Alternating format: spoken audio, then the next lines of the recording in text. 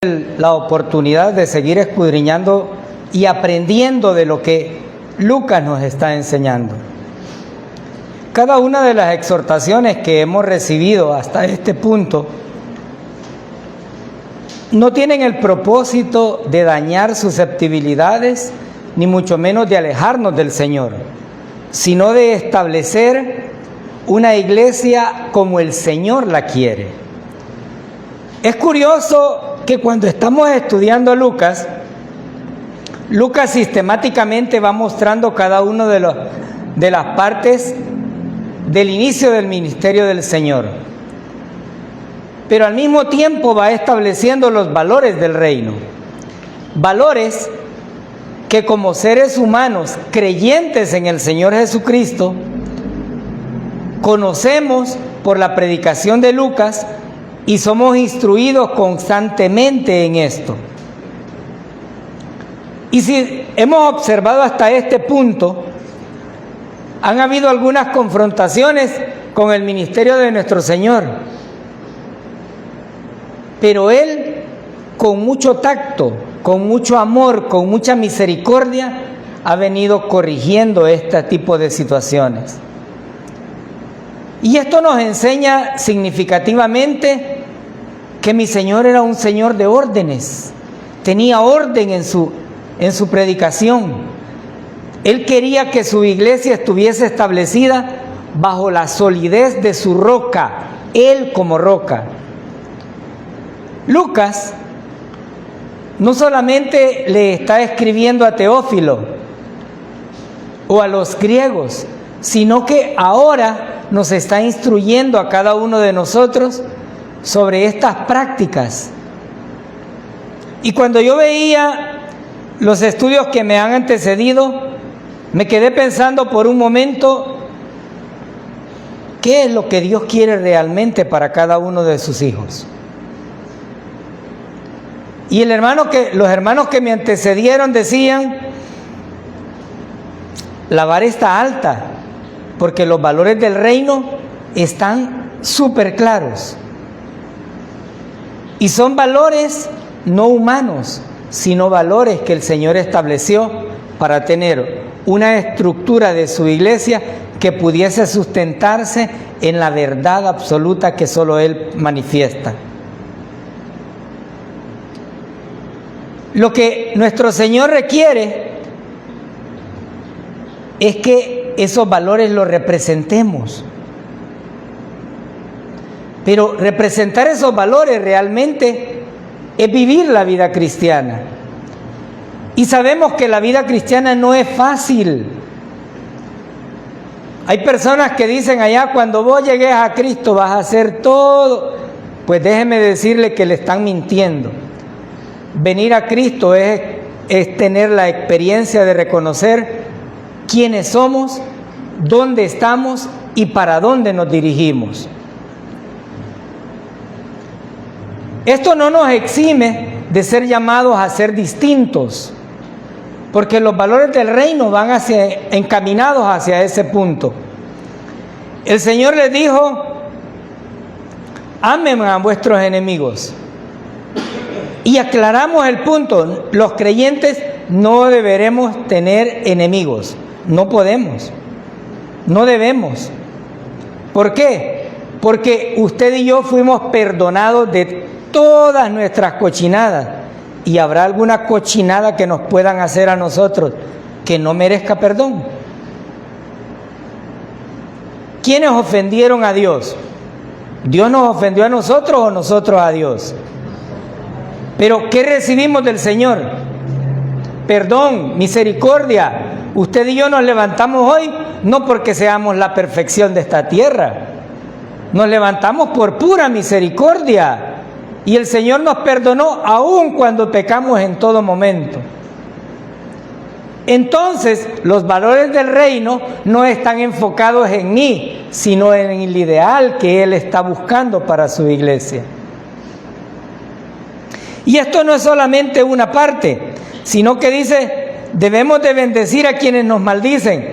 Ay no, hermano, mire, tóqueme a esa tecla y ya va a ver que se me sale está llamado a bendecir. está llamado a cambiar. Y esto nos pega a todos. Esto me pega a mí, le pega a usted, al pastor, a todos. Porque el Señor no está haciendo una acepción de personas, está diciendo a toda la iglesia estos valores. Y usted me dirá, pero quien me las hace, me las paga. No, bendígale. Regálele una bendición. Y aquí, cuando empecemos a hacer esto, vamos a comprobar que el veneno que guardamos dentro ya no va a estar ahí.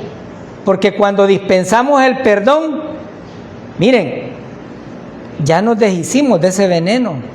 Pero cuando tenemos el veneno adentro, nosotros no perdonamos, pero el que nos hizo las cosas ni se acuerda. Y nosotros nos tragamos el veneno creyendo que aquel se va a morir, y eso es mentira. No es así. Luego dice, orar por quienes nos calumnian. Usted viera que yo tengo una lengua que... Miren, todos en esta tierra tenemos una colita que nos puedan hacer así. Porque no somos perfectos. Porque lejos estamos de ser perfectos. Perfecto únicamente Jesucristo. Usted y yo somos seres humanos imperfectos. Y estamos en la iglesia porque hemos reconocido que necesitamos a Cristo para nuestro beneficio. No estamos aquí porque, mire, él anda corbata, se siente ataviado. No. Este simplemente es un protocolo. Pero usted y yo no somos distintos. Somos pecadores perdonados que nos hemos identificado con la obra de nuestro Señor Jesucristo. La gente el día domingo dice, ganó mi equipo, pero yo no los vi jugar. Yo no los vi corriendo detrás de la pelota, pero dice mi equipo. Pues yo el domingo digo, mi Redentor, el Cristo, yo no me morí en la cruz con Él, pero me identifiqué con ese sacrificio que Él hizo, sacrificio único y perfecto, no hay más.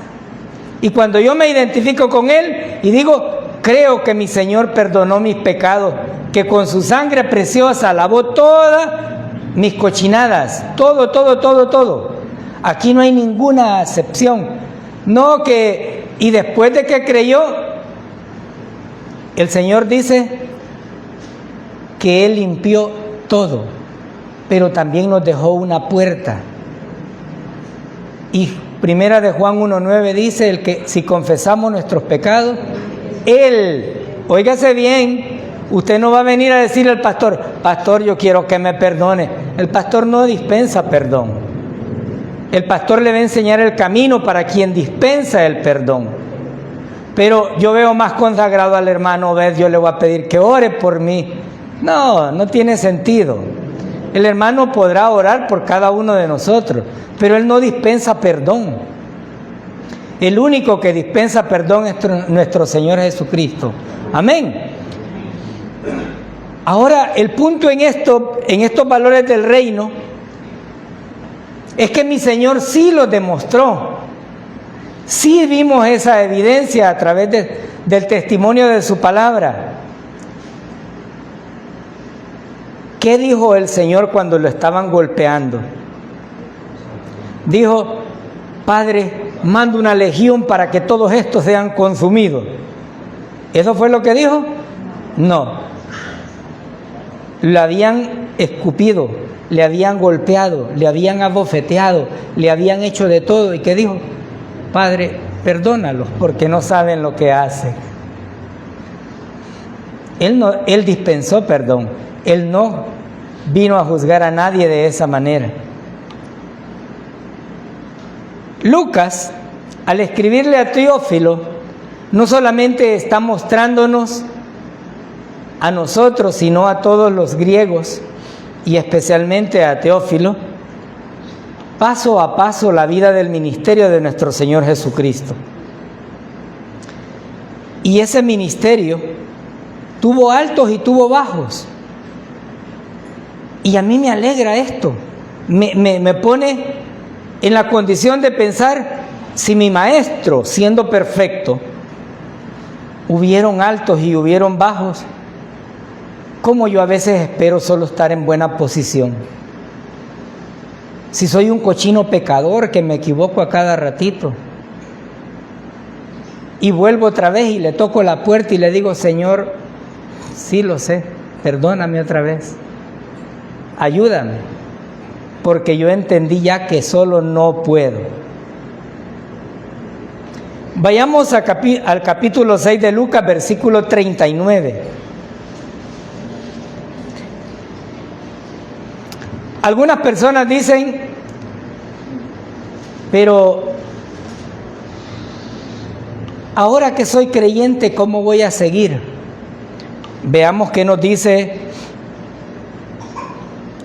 Lucas capítulo 6, versículo 39. Y les decía una parábola. ¿Acaso puede un ciego guiar a otro ciego? ¿No caerán ambos en el hoyo? Versículo 40. El discípulo no es superior a su maestro, mas todo el que fuere perfeccionado será como su maestro.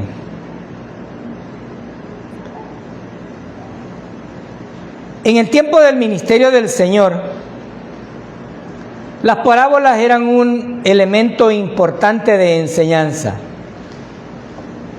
Una parábola no era más que un instrumento para mostrar una verdad, ya sea moral o bíblica, pero al mismo tiempo llevaba el carácter de exhortar y que las personas que la escucharan pudieran entender.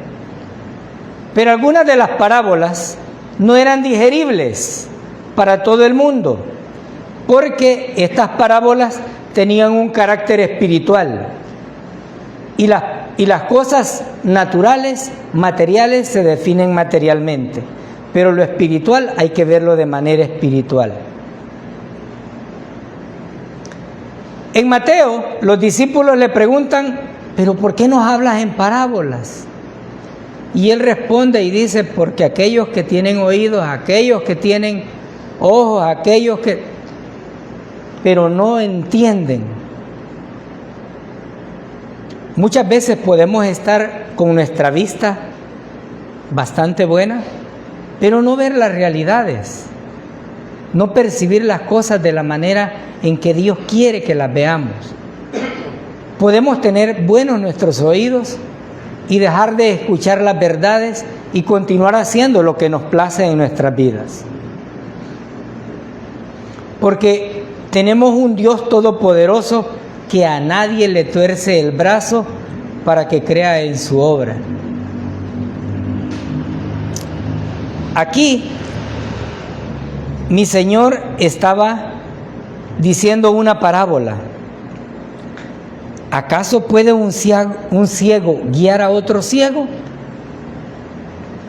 Y es interesante ver cómo Jesús utiliza una ilustración que nos hace a todos los seres humanos recordar que nuestros ojos son ojos terribles.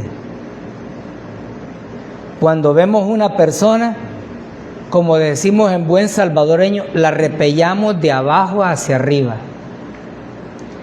Que si le quedó bonito el vestido, que si se le ve mal, que mire el pelo le quedó más pintado de aquí. Y es interesante ver cómo Lucas destaca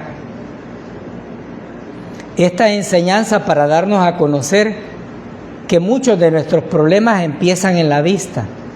Y no porque se nos vaya decayendo con la edad, no, sino porque tratamos de emitir juicios alrededor de lo que vemos.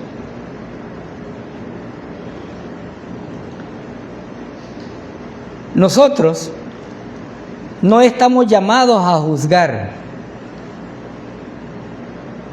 Y en el versículo 36, que recién vimos el domingo, decía el hermano, no estamos llamados a juzgar con crueldad,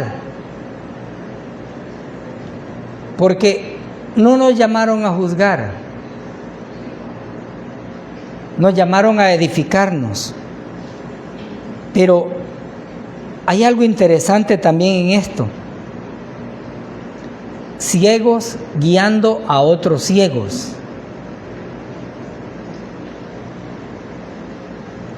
Aquí podemos entender que en este contexto, mi Señor estaba en medio de su pueblo, habían líderes religiosos, los cuales habían tomado como referencia principal una ley. Y aclaramos que la ley no es mala. Lo malo es el uso que le damos a la ley para tratar de escudarnos en ella y hacer cualquier otra cosa, pero muchas veces cuando nos escudamos en ella nos volvemos religiosos, porque la ley nos identifica, nos muestra realmente quiénes somos.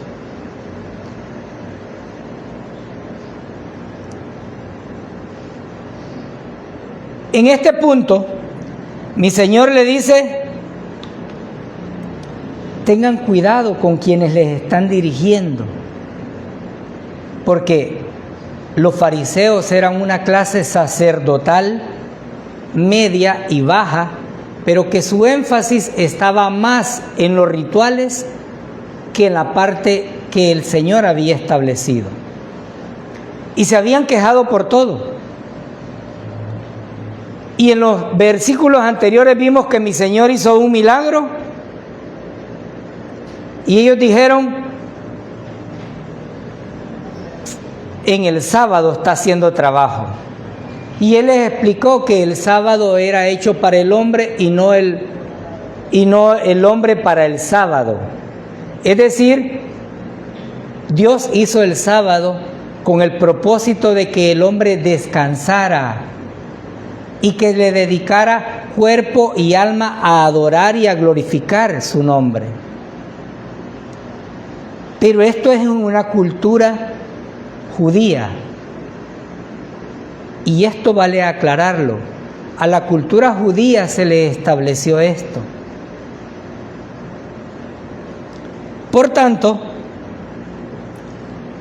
muchas veces cuando vemos los líderes, porque los vemos con saco, con corbata, creemos que este tiene la absoluta palabra y que ya no hay nada más que cambiar. Es muy común que nosotros podemos notar la ceguera de otros, ver las dificultades de otros, pero muy pocas veces podemos ver la nuestra. El Señor les está diciendo por medio de este versículo: ¿acaso un ciego puede guiar a otro ciego? Y la respuesta es no. Y Él mismo dice: ¿no caerán ambos en el hoyo?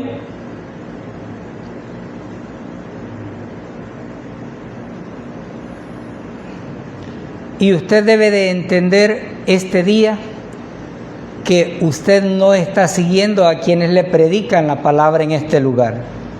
Porque si usted nos mira a nosotros se va a decepcionar. Si usted cree que uno de los hermanos que nos paramos aquí somos perfectos, déjeme decirle no. Los fariseos se vestían de blanco.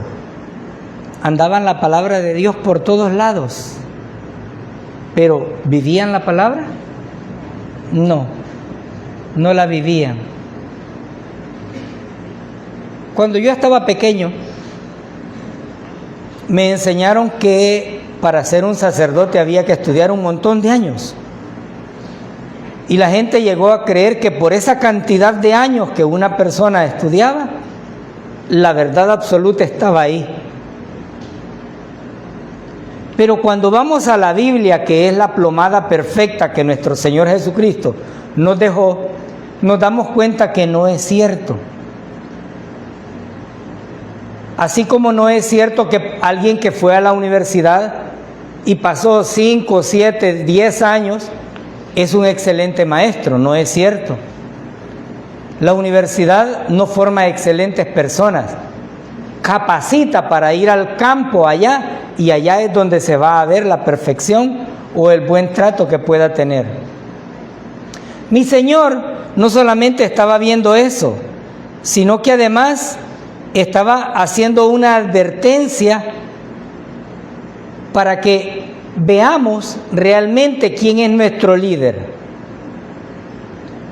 Porque aquí podemos ver por medio de las redes sociales que hay líderes motivacionales en la palabra del Señor. Hay líderes que, aprovechándose de nuestras debilidades, de nuestras enfermedades, le venden una botella de agua en 20, 30 dólares para que usted quede sano.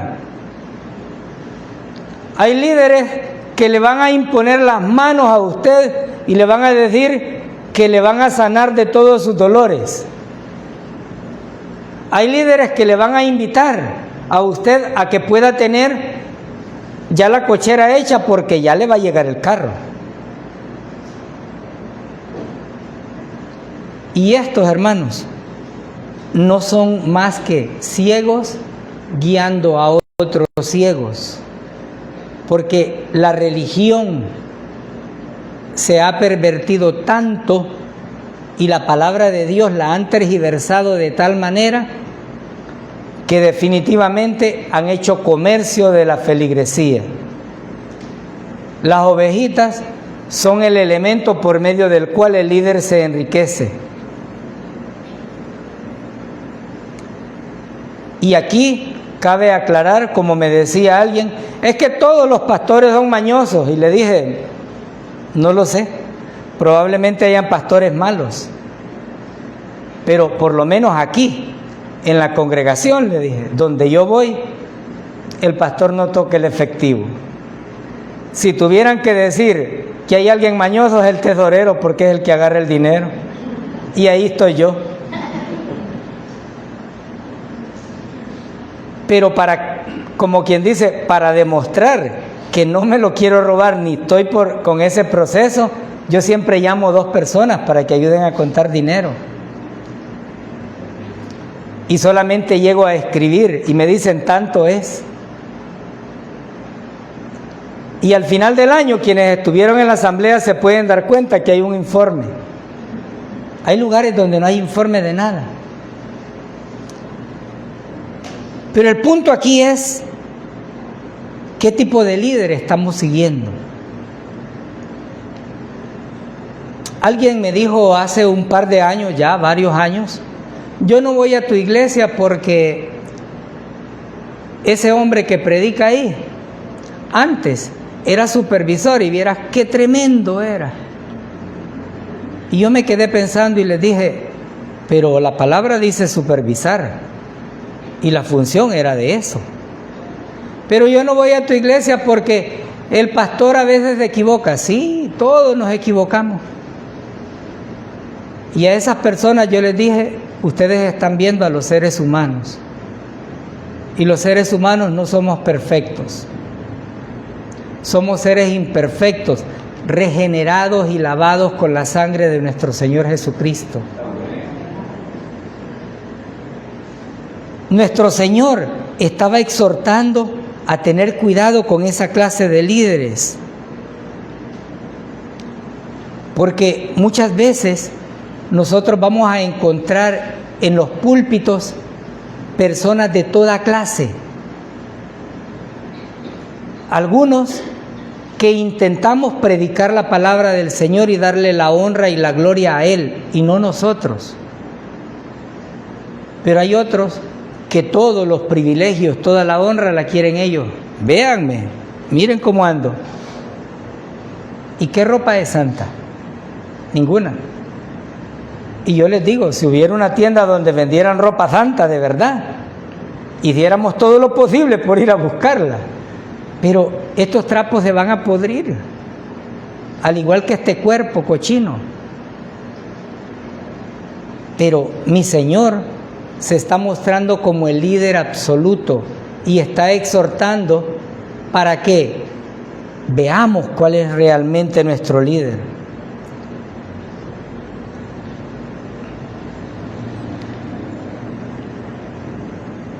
Estos versículos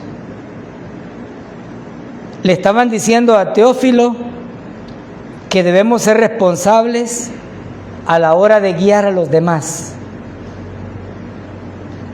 Yo no lo puedo guiar si no he confiado en el Señor Jesucristo. Si yo no fuese un creyente salvo, yo no podría guiarle a la salvación. Estaría diciéndole a usted: mira, hermano, dé 10 vueltas de rodilla por todo ese parque y ya cuando vaya echando sangre, usted ya está llegando al cielo. ¿Le servirá tener peladas las rodillas? No, no le sirve. Pero mi Señor estaba exhortando a sus discípulos también, porque es fácil ver liderazgos cuando las apariencias lo muestran, pero no es fácil discernir el liderazgo correcto cuando no tenemos la mente de nuestro Señor Jesucristo. Y aquellos que hemos sido comprados con la sangre de Cristo, tenemos ese elemento esencial. El versículo 40 continúa y Jesús da un principio importante. Y dice: no podemos impartir fe, no podemos generar fe en los demás. La fe no la da el ser humano. La fe es un don de Dios que nos permite ubicar nuestra posición en un objeto o en una persona.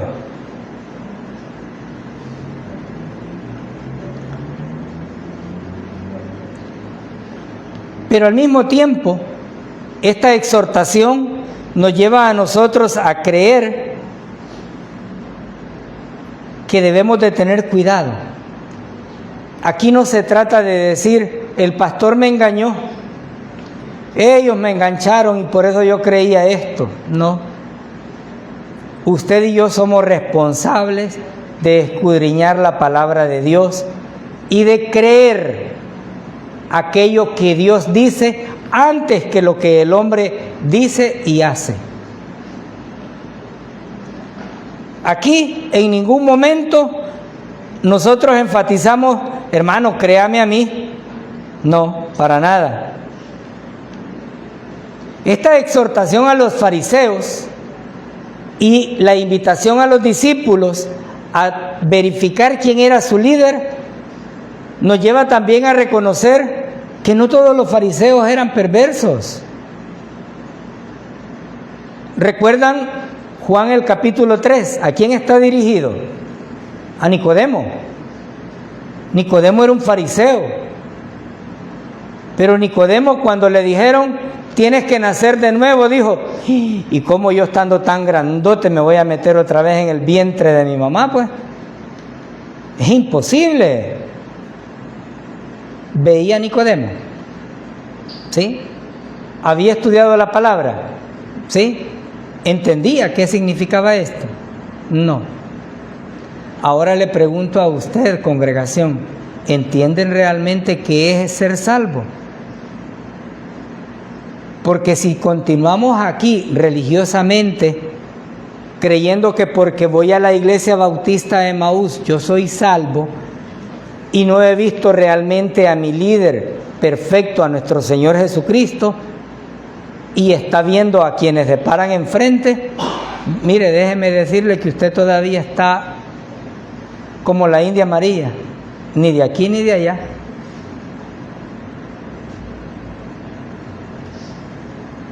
El Señor estaba exhortando para que entendieran realmente qué significaba esto.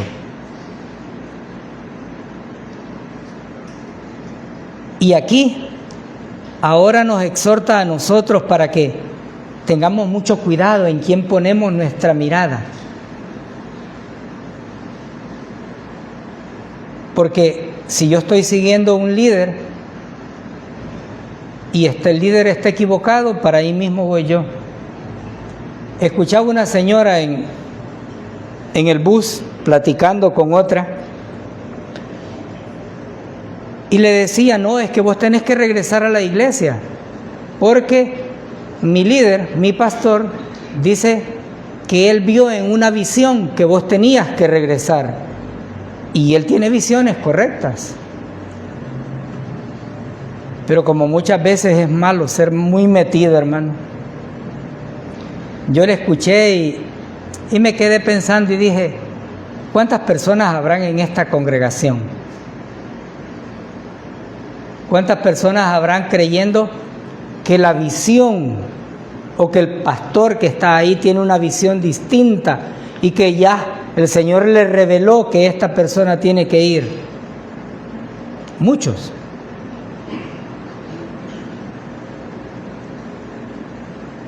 Y muchos también están engañados. Y ese engaño es hacia el cual advierte Lucas a través de la palabra de Dios. No podemos pasar desapercibidas las advertencias que el Señor nos hace.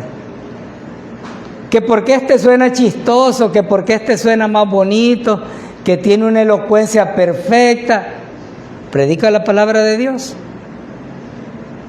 ¿O le está utilizando la psicología para que usted pase entretenido?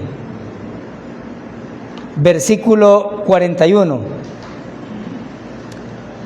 Y el Señor utiliza otra analogía en este punto. ¿Por qué miras la paja que está en el ojo de tu hermano y no echas de ver la viga que está en tu propio ojo? Este versículo nos habla sobre una acción retórica denominada hipérbole. Es fácil ver en qué está fallando mi hermano. Es fácil notarlo. Pero es difícil ver cuál es nuestra condición. Es fácil decir, vieran visto al hermanito como se me cateaba en la fiesta.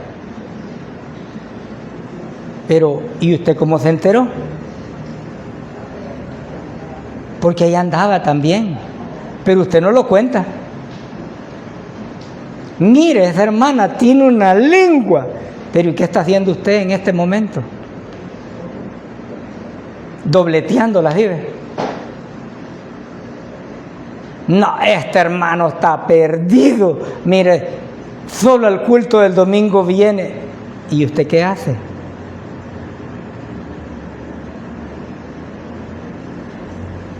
Mucho se ha hablado de las diferentes congregaciones y se dice, es que no hay amor en la iglesia. ¿Qué hace usted porque haya amor? ¿Da amor? Porque hay un dicho popular que dice que si usted derrama gotas de amor por los demás, esas gotas también le van a llegar a usted. Pero si usted es como el cuerpo espín, hermanos, que el Señor les bendiga, ya terminó el culto y sale a la carrera. No, hombre, hermanos, se me queman los frijoles. ¿Cómo espera amor, pues? Es fácil ver cuáles eran las dificultades que cada uno enfrentaba. Y es interesante ver cómo mi Señor utiliza esta expresión. Porque es una exageración grande tratar de ver el pecado de otro, pero que esa viga que nosotros tenemos atravesada en el ojo no nos permita ver nuestras debilidades. Yo ahí no voy porque solo chambrosos hay. ¿Y tú qué eres, pues? Aquí el Señor nos está diciendo que los fariseos eran tan pero tan especiales que su diezmo estaba centrado en la menta, en el eneldo y lo diezmaban. Pero eran crueles juzgando al pueblo. Eran crueles juzgando al Señor. Y llegaron a un punto en donde dijeron, este echa fuera demonios, ¿por quién pues? Por Belcebú.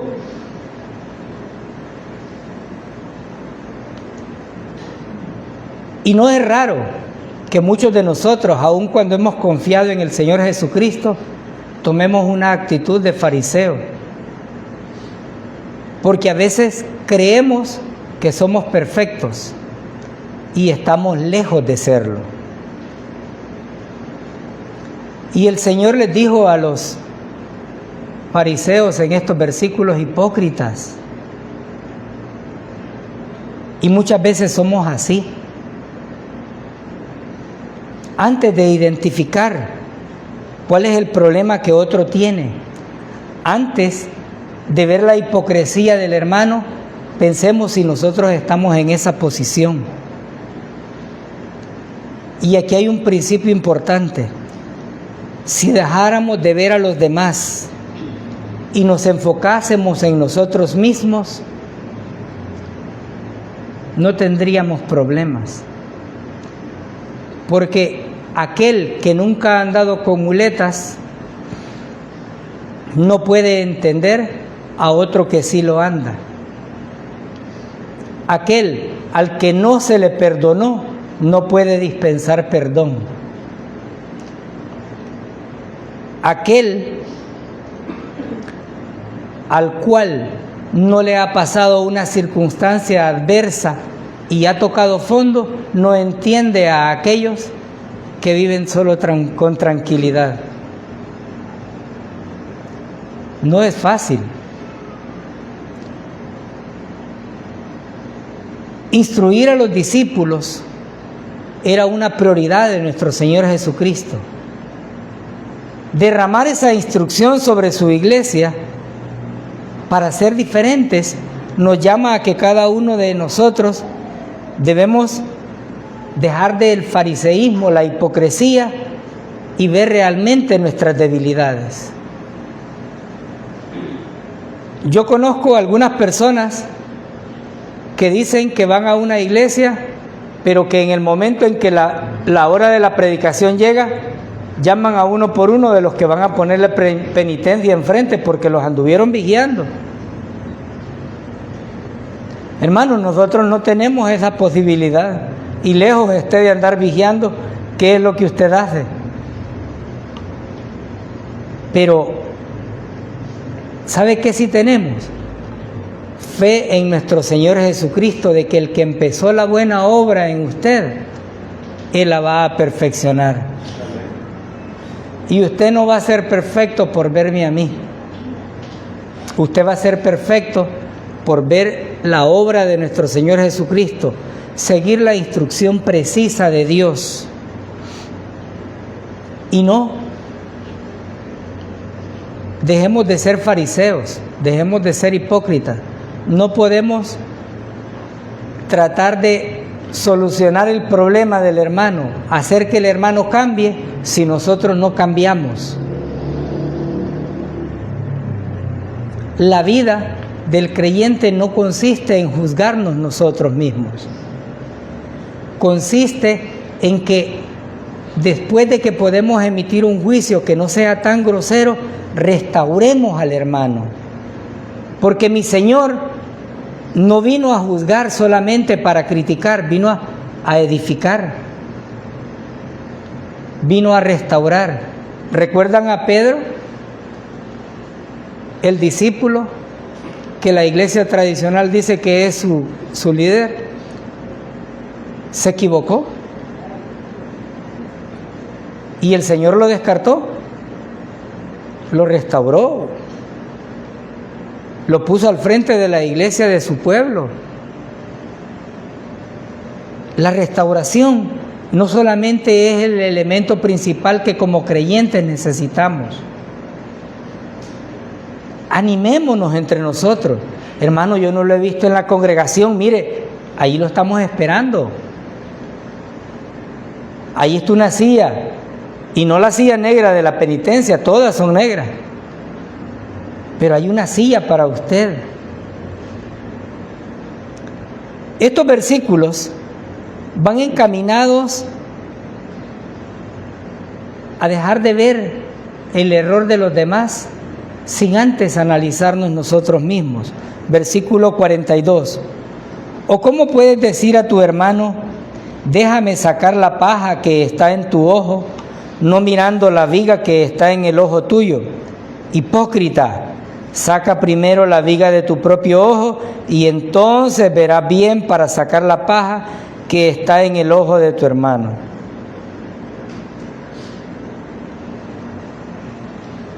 Cuando nosotros nos preocupamos por la paja que vemos de los demás y no nos preocupamos por nuestra viga, estamos siendo igual que los fariseos. Muchos dirán, la iglesia tiene muchos problemas, ¿sí? Cada uno de nosotros somos un problema en la iglesia. Porque habemos uno que a mí no me gusta el pelo de ese hermano. Uy, ese se lo quitó muy pelón. Ese lo anda, ay, mire cómo. No estamos bien. Como dice el dicho popular en mi país, El Salvador, no queremos ver ojos bonitos en caras ajenas. Pero mi Señor está diciendo,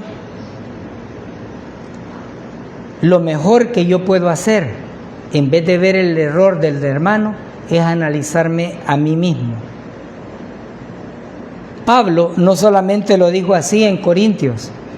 Vayamos a 1 de Corintios capítulo 10, versículo 12. 1 a los Corintios, capítulo 10, versículo 12. Y dice Pablo, por lo tanto, si alguien piensa que está firme, tenga cuidado de no caer.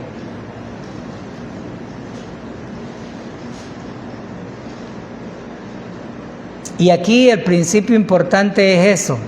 ¿Quién de nosotros puede estar totalmente firme humanamente? Nadie.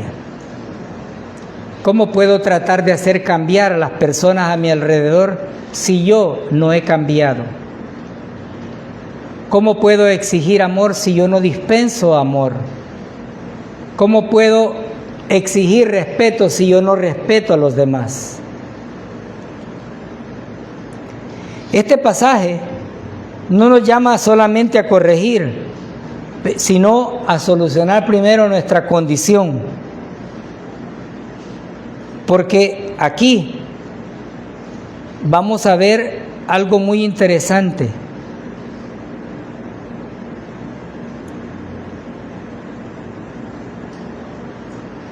No se trata de negar que el hermano no tiene pecado.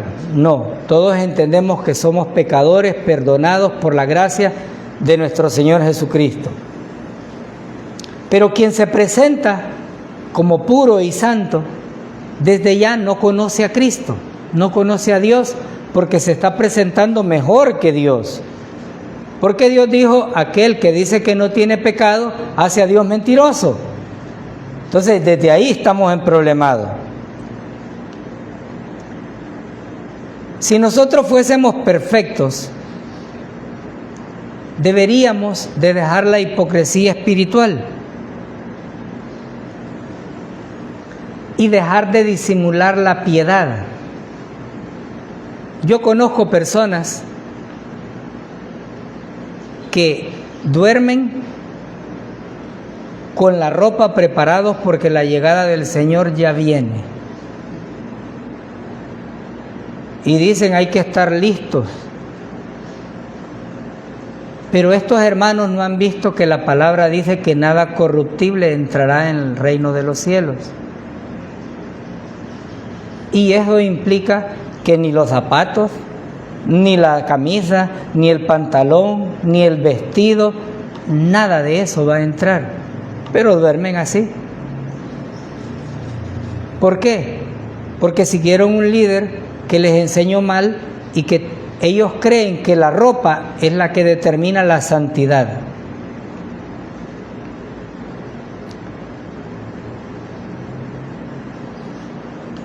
Al mismo tiempo debemos de entender que debemos eliminar cualquier clase de situación que nos separe de la comunión con nuestro Señor. Esto no significa que no vamos a juzgar, sino que vamos a tener misericordia en el juicio para con los demás, así como Dios ha tenido misericordia de nosotros. antes de ver el problema del hermano, veamos el nuestro. Y la oración que debemos de tener es la que Pablo hizo en el Salmo 139. Señor, examíname. Señor, ten misericordia de mí, porque cuando el Señor no tenga misericordia de nosotros, entonces vamos a perecer. El Señor no nos ha llamado a ser jueces. El Señor nos ha llamado a exhortarnos, a edificarnos, pero sobre todo a verlo a Él como el líder perfecto, porque en el contexto de Lucas, el Maestro perfecto es nuestro Señor Jesucristo.